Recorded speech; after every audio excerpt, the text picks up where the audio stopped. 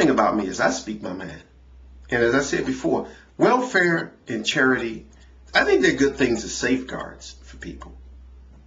You know, when people are about to starve to death, you know, you have compassion. You give them a loaf of bread. You give them some soup. You give them a place to stay for a while until they can get themselves together. But you know, the problem is that when you start giving people enough so they can get themselves together, a lot of people don't. And a lot of people don't.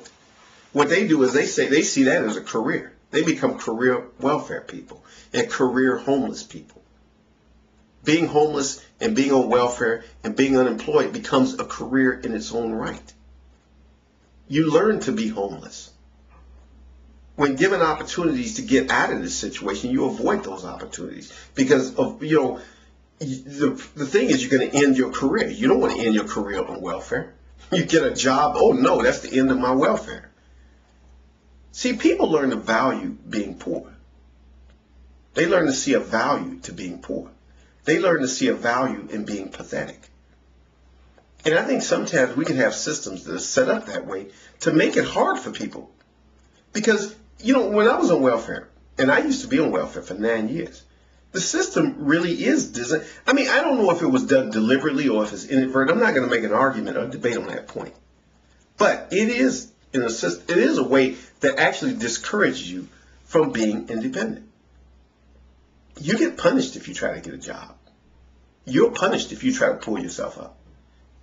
See, one thing is I got off of welfare despite the punishments. Because I said, I'm sick of this. I started educating myself. I got books. I got things. I taught myself things. I developed myself. I developed skills. I learned things on my own without the help of the system. I did it by myself. I pulled myself up.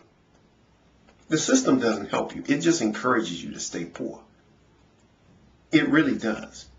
I mean, it may be an inadvertent. It wasn't something somebody actually sat down and plotted. I don't really believe people have some great conspiracy thing going, you know, to keep people poor. But I think it winds up happening. It just occurs like that. The system winds up working that way. There does have to be a design in the system. Design a system that is there to provide the safeguards that people do need. But also have a system that is designed to help people to pull themselves up, encourage people.